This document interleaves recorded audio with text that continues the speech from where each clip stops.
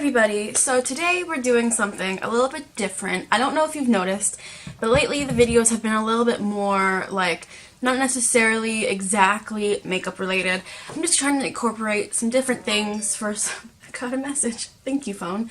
I'm just trying to incorporate different things to these videos just to kind of share more of myself and stuff like that. So one of my resolutions this year, as if you've seen my resolution video, as I mentioned in that video, is to read 12 books. I'm like almost halfway done that goal in the first month. So because of that, I thought something that would really keep me track on reading this year is maybe doing like a monthly, kind of like a monthly favorites, but instead it's going to be like monthly bookshelf, what I read in the month of January, or every month, you know. So this month, I have read 12, not 12 books, what is wrong with me? I've read 5 books. Yeah, okay, I am done half of my goal. I've read 12. No, 12 was my goal, but I'm obviously going to pass that this year. So I'm going to try maybe to switch it up to 30 books? I don't know. We'll definitely see. However, at this moment, I've read 5 books. So the day I'm filming this is January 24th, so it's a little bit early, but I don't foresee myself finishing any of the books I'm reading now before the end of the month. So right now, I'm reading Leonard Cohen's Book of Longing, and I'm reading the third installment of Miss Peregrine's Peculiar Children, House of Peculiar blah, blah, blah, blah. I'm reading the third one, Library of Souls. So these I can show you obviously in the next month's video, talking about those. But right now, I have 5 to share that I have finished. So I have written them on my phone. I actually have the books here, but I wanted to make sure as well, like, to write down my ratings of them and stuff like that, because I use Goodreads. So I can link it in the description if you want to, like, add me on Goodreads. I'll add you. I love Goodreads. I love seeing what people are reading on there. So it's like a big inspiration for me, you know. And I find so many books that I wouldn't have read on my own. Like, I've found so many books that I've really enjoyed that other people have read through Goodreads that normally I wouldn't be gravitating towards, you know, like that kind of topic stuff. So, the first book of this month, now that I'm finally getting to it, is War of the Worlds by H.G. Wells. Looks like this. Now, you will notice through these videos, I have a lot of old editions of books. So the reason why is because I go to used bookstores, and that's where I buy a lot of my older books. Obviously, I buy new books as well, but, you know, just for whatever reason, I love going into old bookstores, and I usually trade in books that I don't like that I read and things like that, and then I just buy new ones from there. So this is definitely an old edition. As you can see, I did not make it look like all of that. Now here's the thing. War of the Worlds is about, I'm going to try to do synopsises. This is my first one, so it's going to be like a lot of like explanation stuff, so I apologize. But War of the Worlds is a story about aliens coming to Earth from Mars. And the most interesting thing about this book that I really love this book, spoiler alert, I think I gave it 4 out of 5 stars.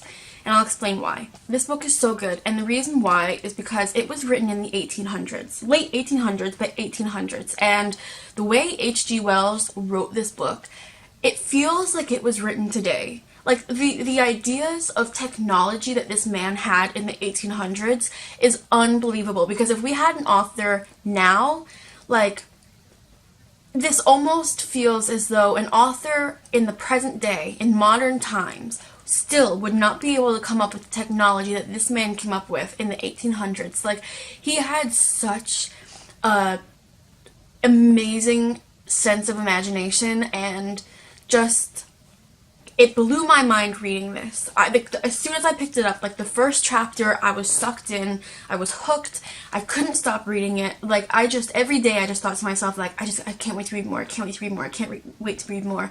It was a page turner. It was, first of all, it's beautifully written. This book is beautifully written, but just that simple idea of how this man, all those years ago, could, like, foresee these kinds of technologies existing, even insofar as, like, the Martian technology, just amazing. So This book is kind of like the apocalypse in a sense, you know, like aliens come to Earth and they try to take over, and how us humans react and what happens to us as these Martians are trying to take over. So it's super interesting, super philosophical, super, like, it's such a self-aware novel of speaking about humanity and how we live our lives and just how we would survive or not survive during this kind of apocalypse. So I would give it 4 stars out of 5. I would have given it 5, but the ending I wasn't too into. I obviously liked the ending, but it wasn't really what I was hoping for. And if you have read this or you will read this, you'll understand what I mean. I just don't want to give spoilers. But this is awesome. I mean, by far one of my favorite books I've ever read, and it's really hard for me to find a book that I can honestly say is one of my favorites. Next, I have The Twilight Years by Sawako Ariyoshi. Looks like this. This I also bought at the used bookstore, but it had never been read. And when I saw the cover, I was like, I really kind of like that. And it just intrigued me a little bit to read about it. And basically, I'm going to read the suburb on the back, which says, a poignant novel focusing on the havoc caused by the afflictions of old age in one small, ordinary family. The way that this is written is so honest and so pure and so genuine. I loved this book.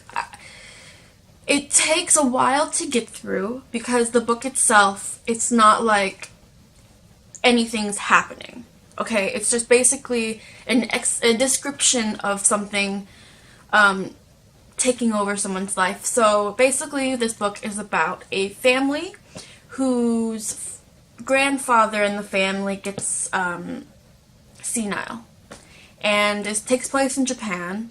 So obviously there are a lot of cultural differences, but what's so intriguing about this novel is how relevant it is, just in that even no matter where you are in the world, no matter what country, this kind of thing happens every day, no matter where you are, no matter what culture, anything. And basically the wife of the family is forced to take care of this 80-year-old man, changing his diapers. I mean, he runs away a lot, things like that. And it's just the journey of taking care of somebody who cannot take care of themselves and watching a loved one struggle through this loss of self, this loss of mind, and watching somebody who you knew so well become almost like a child again. And it's a very emotional book, but it's very honest about the struggle and about how a lot of people, that's why they, you know, send old elderly people to homes because they don't want to be burdened with it.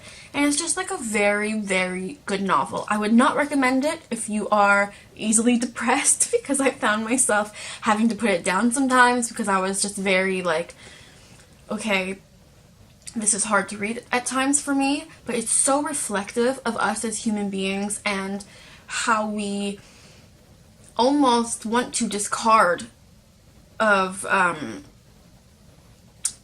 any kind of sickness or ill person because we don't want to be weighed down by that responsibility, but also how through those difficult processes we learn to love and we learn to just love unconditionally and accept people for what they are. And it's just a really good novel. That's all I can say. I don't really want to give anything away. I don't want to like spoil it. I actually gave it 5 stars because I feel like it is such a great and strong statement about us humans and the way we deal with mortality, and the way that even when we are faced with something really, really difficult, we can push through it and we can still find love within ourselves to share with others and our environment. So this is really, really good. An emotional read, 100%, super emotional. I wouldn't say it's depressing, but as somebody who like is easily impacted by like sad things, I could say that there were times where I read it and I felt a little bit down, but towards the end of it I just felt, you know what, like this is such a good and important novel. This is so important, and I'm actually really excited to read more from this author, Sawako Ariyoshi. She's known as like a really, really great and talented Japanese woman author, so I'm actually really excited to read more from her. And this is just a really good book that I just kind of stumbled upon that I wouldn't have found otherwise. And so this was just like a really, really great book. Just beautiful, really, really, really, really beautiful book. Next is actually Animal Farm by George Orwell. Yes, this is definitely an old edition. This is from 1956. This says, this book, like the actual edition. Obviously, George Orwell is known for 1984, which is a classic novel. I've never read it. It is definitely a book that I want to read in the future. I just haven't been able to find like an edition that I really, really like. This, however, I again picked up at the used bookstore for $3.50. I saw this on my bookshelf and I just thought, you know what? Why not? I've always wanted to give George Orwell a try, and I can say that from the first chapter, I was again hooked. Like, I really enjoyed reading this. I think by the end of it, I rated it 3 out of 5, which wasn't necessarily like reflective of the novel, just more my enjoyment of it. I did find myself wanting, just like War of the Worlds, to like sit down and read this every single day. I kept thinking to myself, like, what's gonna happen next? What's gonna happen next? I really enjoyed it. I think that it was a great, I think it was a great comment on socialism. I think that the actual novel itself is beautifully written. It really is a book that just kind of sucks you in. I feel like everybody should read this because it is a great, great, great statement on politics, and it really makes you think. It's highly philosophical, and it just really makes you think. And I think that the ending isn't necessarily satisfying. But I feel like in life, when we deal with issues that are brought up and topics that we have to deal with, like similar to this novel, like the story in it, I feel like our endings aren't always satisfying. And we don't always feel like justice is taking place. And I feel like this novel has really made me think a lot about justice and if it really is delivered in our world or not. Not just this country, just generally, you know, when bad things happen, not always will the bad people pay for what they've done. So it's just a very, very interesting novel, very philosophical, definitely triggers you to think about things differently. It's a really good read. Really, really good. I enjoyed it, definitely. Just 3 out of 5. Nothing wrong with it. Just, it was really good. I enjoyed it. Next, okay, I rated this 2 stars. I did not like this at all. At all. When I started this novel, I had really high hopes. This is The Death House by Sarah Pinborough. I have another book that I'm waiting to read by Sarah Pinborough, which I've heard really great things about. My dad had read that book, and he says that it's really, really great. I just happened to pick this one up first. I didn't like this. I gave it 2 stars. The novel itself, like, portrays itself as a very dark story about kids dealing with death and disease and all these things. But it's not that, okay? So let me read you the synopsis.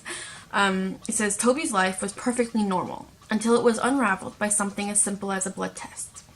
Taken from his family, Toby now lives in the death house, an out-of-time existence far from the modern world, where he and the others who live there are studied by Matron and her team of nurses. They're looking for any sign of sickness, any sign of their wards changing, any sign that it's time to take them to the sanatorium. No one returns from the sanatorium. Living in his memories of the past, Toby spends his days fighting his fear, but then a new arrival in the house shatters the fragile peace and everything changes. Because everybody dies. It's how you choose to live that counts. Now, reading that synopsis, you think, okay, these kids are in a really dark situation where they are sick with some kind of disease and they are quarantined in one building, and slowly each child starts getting sick. And when they show signs of illness, they are taken to the sanatorium, which the children in the story do not know what it is. They just know that when you get sick, that's where you're taken and you're never seen again. That's how the book is described. Now, sorry the light keeps changing. I'm in front of the window, so it's natural light, so I'm sorry it keeps fluctuating. So, based on that synopsis, I was super, super excited. Long story short, this is not what this novel is about. I don't want to give spoilers, so I'm just going to skip, like, spoilers of the specific things I didn't like. Just, this wasn't really what it was advertised as. and it became more of a romance novel than it was like a thriller or suspenseful novel or kind of like a dark topic. It really didn't deal that much with that stuff. It just kind of dealt more with love and romance, which I'm not too into anyway. It would be a really good book for you if you're into romance or love taking place at really hard times or troubled times. You're gonna like this book. Romance isn't my cup of tea. I'm just not into it. I've never been. Romance novels, romance movies, just not me. And this just wasn't what it was advertised as, which is disappointing, of course. I didn't really like the way it was written. I feel like the way it was written was just a little bit childish, especially like, obviously there's children in the book, but the main character himself is 18 or 19. So I was hoping for like a little bit older of a perspective, because I feel like in novels like, let's say for example, The Hunger Games, even though Katniss was like a little bit older than like the other children involved, she was still kind of an adolescent, still very young, still very like 14, 15, 16. And sometimes in those novels, that point of view can just be a little bit immature. So I was hoping, reading this, to have, like, still a child, because obviously 18, 19, I mean, I'm 21. I know that's really young still.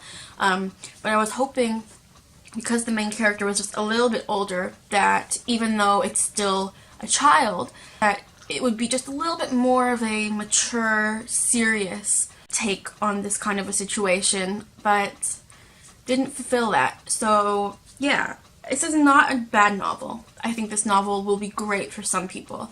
Me, just not personally, so 2 out of 5. But this will definitely be a book that I exchange in the used bookstore.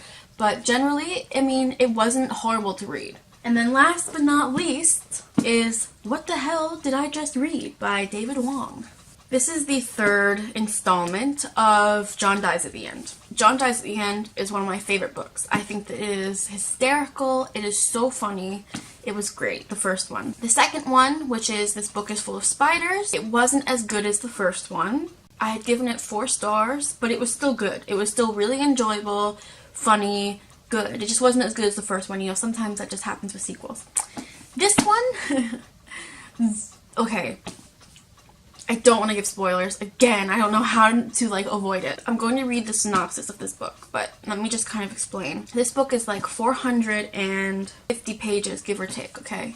I read this whole book in a couple days. It was so good up until the ending. And the ending fell flat. It was like you read a book about something, and then at the end, there was no point to it. There was no point. There was no solution, nothing. It was just ended.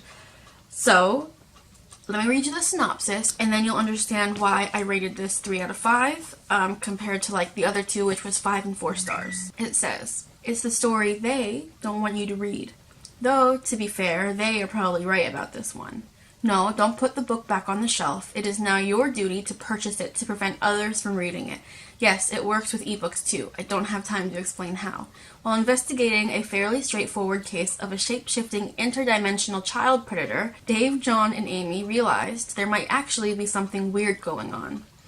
Together, they navigate a diabolically convoluted maze of illusions, lies, and their own incompetence in an attempt to uncover a terrible truth that they, like you, will be better off not knowing. Your first impulse will be to think that a story this gruesome and, to be frank, stupid, cannot possibly be true.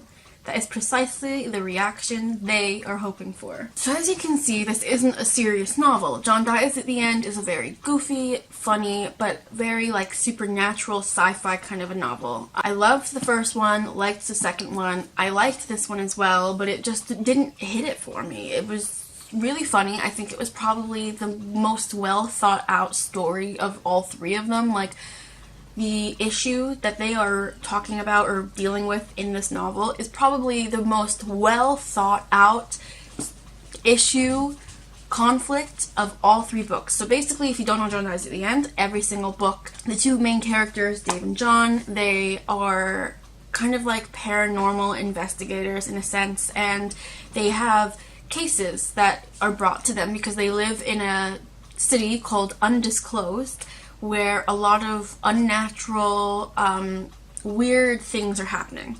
So they get called on the case, and then they try to solve the case. They try to figure it out while dealing with anything from ghosts, aliens, interdimensional creatures, and they also deal with like bad humans. You know, it's just like a whole convoluted thing. In each book, there's always a conflict that they're trying to resolve. There's always a case that they're trying to work out. This case in this stinking book was the most well thought out, was the most interesting, confusing, amazing conflict in any of these 3 books. But it's like the author himself didn't know how to end it. He thought up of this amazing story that left you thinking, what the hell is going on? Just like the name suggests. And then there's like no satisfaction. It's just like he didn't know how to end it. And I'm not going to give it away, like saying how it ended and why it makes you feel that way. You'd have to read it yourself.